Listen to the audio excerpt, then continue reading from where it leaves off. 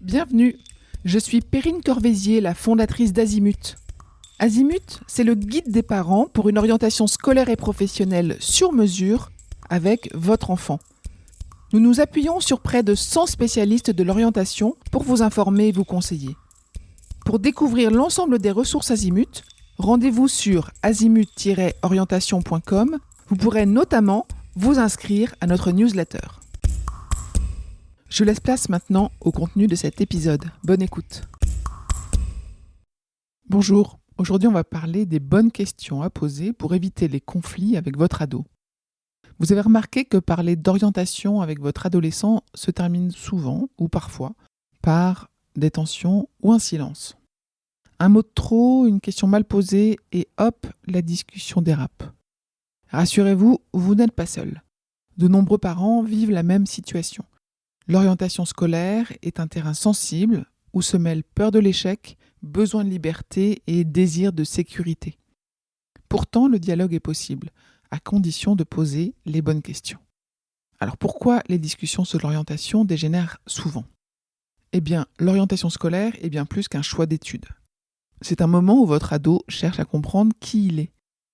Et de votre côté, vous souhaitez lui éviter les erreurs et les regrets. Deux logiques différentes, mais légitimes. Les chiffres le confirment. 68% des jeunes ressentent du stress face à leur choix d'orientation. Et plus d'un parent sur deux reconnaît que ce sujet provoque des tensions à la maison. Pourquoi ? Parce que chaque échange touche à des valeurs profondes. La réussite, l'avenir, la confiance, l'indépendance. Votre ado veut être écouté sans être jugé. Vous voulez être entendu sans être rejeté. Le fossé se creuse, souvent à cause de la façon dont les questions sont posées. Les questions fermées sont le meilleur moyen de bloquer la discussion. Une question fermée appelle une réponse courte, oui ou non. Elle semble anodine, mais elle oriente déjà votre adolescent dans une direction. Par exemple, veux-tu aller en bac général ou en bac pro ? Tu ne veux pas faire médecine ? Tu ne préfères pas un métier sûr ? Le problème, c'est que ces formulations peuvent être perçues comme des jugements. Votre ado se braque, répond pour clore la discussion ou se met en opposition par principe. Le résultat, c'est que le dialogue se fige, la tension monte et le sujet de l'orientation devient source de conflit. Alors que la recommandation, ce sont des questions ouvertes. Elles sont la clé d'un dialogue constructif. Parce qu'à l'inverse des questions fermées, les questions ouvertes invitent à la réflexion.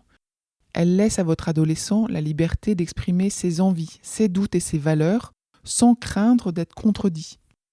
Quelques exemples. Qu'est-ce qu'il te plaît ou qu'est-ce qui te freine dans l'idée d'un bac général ou d'un bac pro ? Qu'est-ce qui t'attire dans la médecine ? C'est plutôt le contact humain, la recherche ? Dis-moi. Quelles valeurs aimerais-tu trouver dans ton futur métier ? Quelques astuces pratiques pour formuler des questions ouvertes.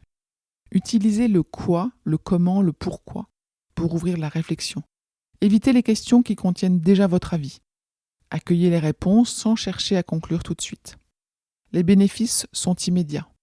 Votre ado se sent écouté et valorisé. Il apprend à réfléchir par lui-même. Vous retrouvez un climat d'échange serein. Alors comment transformer vos questions pour favoriser l'écoute ? Pas besoin de tout changer du jour au lendemain. Il suffit de reformuler légèrement vos phrases. Par exemple, tu veux aller en bac pro ou en bac général ? On va le transformer en « Qu'est-ce qui t'attire ou te fait peur dans ces deux filières ?» Tu veux faire médecine parce que c'est bien payé ? Qu'est-ce qui te motive à envisager ce métier ? Tu ne veux pas faire un stage en entreprise ? Quelles expériences aimerais-tu tester pour mieux te projeter ? Si votre question peut se répondre par oui ou non, eh bien essayez de la reformuler avec « qu'est-ce que », comment ou pourquoi. Alors, quelques erreurs fréquentes quand même à éviter. Ne posez pas des questions trop vastes. Tu veux faire quoi plus tard ? C'est trop large, ça bloque la réflexion. Préférez, à quoi ressemblerait ton quotidien idéal dans quelques années ? N'imposez pas vos valeurs. Par exemple, il vaut mieux un métier stable et bien payé, non ?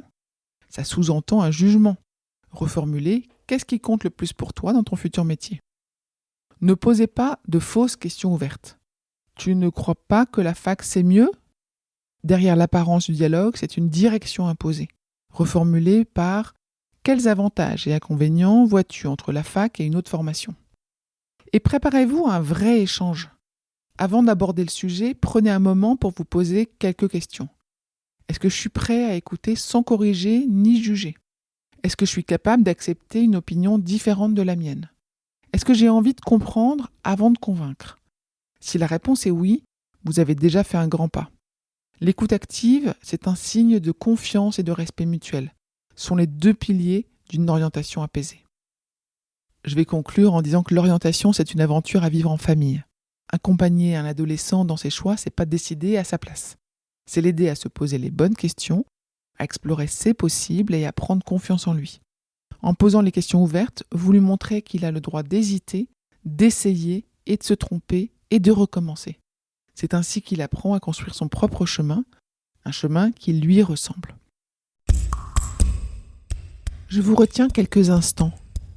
Vous écoutez peut-être sur Apple ou sur Spotify ou sur Deezer ou sur une autre application de podcast. Je voulais m'assurer que vous connaissiez l'existence de notre site azimut-orientation.com. Sur ce site, les contenus sont organisés par thématique et par situation. Ceux qui connaissent adorent et utilisent notre moteur de recherche, ce qui leur permet d'aller chercher directement le bon contenu qui correspond à leurs problématiques. Je vous encourage à vous y connecter et n'oubliez pas de vous inscrire à notre newsletter. Merci de votre fidélité et à bientôt.